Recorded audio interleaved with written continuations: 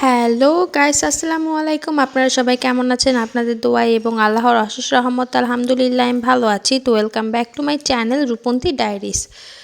তো ঈদ শেষ হয়ে গেল, তো নিজের বাসায়ও চলে আসলাম। তো আসার দিন কি করলাম তো সকল কিছু শেয়ার করব। এই যে আমরা অটোতে উঠে পড়ছি, তো অটোতে করে এখন বাস স্টেশনে যাব, ওখান থেকে বাসে উঠে আর কি বাসায় চলে আসব।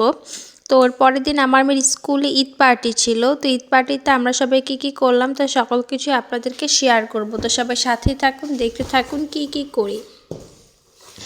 তো বাসায় চলে এসেছি, এসে হলো মুরগি ভুনা করতেছিলাম। একেবারে টাটকা মুরগি কিনে নিয়ে আসছি, তো একটা বড়সড় মুরগি এনে পুরাটাই ভুনা করছিলাম। তো এটাই খাবো রাত্রেবেলা ডিনার হিসেবে। তো দেখুন, জার্নি করে আসলে মহিলাদের যা হয় আর কি, সবাই জার্নি করে এসে শুয়ে আছে আর আমি রান্না করতেছি, এটাই বাস্তবতা। তো পরের দিন সকালবেলা, ওই দিন রাতে খাওয়া দাওয়া করে ঘুমিয়ে গিয়েছিলাম। তো পরের দিন সকাল সকাল স্কুলে যাওয়ার জন্য রেডি হয়ে গেলাম। তো এখন মেয়েকে নিয়ে ওর বাবা স্কুলে যাচ্ছে আর আমি পেছনে ক্যামেরা করতেছিলাম। তো ক্লাসে চলে আসছে। আজকে হলো স্কুলে আফরিনের ঈদ পার্টি। তো ঈদ পার্টিতে সবাইকে সবার ঈদের ড্রেস পরে আসতে বলা হয়েছিল, তো সবাই সেই অনুযায়ী ঈদের ড্রেসও পরে চলে আসছে।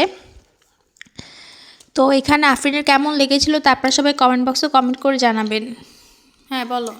আমরা মেহেদি দিয়েছি হাতে, আর আমরা কেক খেয়েছি, খুব মজা করেছিলাম আর নাচছিলাম, আর আর আমরা খুব মজা পেয়েছি।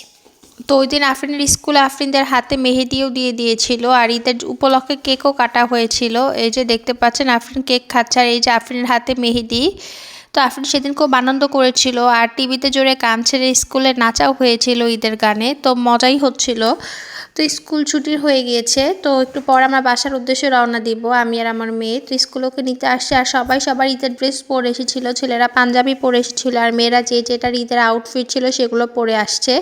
দেখতে পাচ্ছেন এক একজনের আউটফিট এক এক রকম। তো খুব উৎসবমুখর পরিবেশ ছিল সেদিন স্কুলে। ঈদের পরের প্রথম ক্লাসটা স্কুলে এভাবেই কাটালো আফরিন।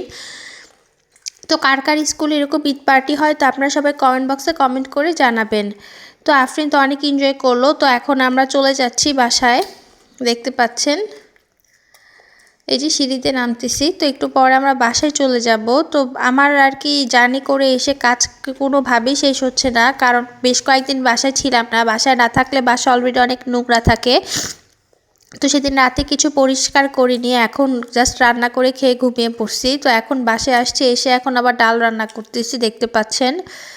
এই যে এখন ডালের যে বাগারটা দেই সেটার জন্য রসুন ভেজে নিচ্ছিলাম। এখানে দেখতে পাচ্ছেন আলু ভর্তার জন্য আলু সেদ্ধ করে নিচ্ছি। আর সকাল নাস্তা হিসেবে নুডলস রান্না করছি আর পরের দিন বড়া ভেজে খেয়েছিলাম। তো সবাই ভালো থাকুন, সুস্থ থাকুন, আসসালামু আলাইকুম।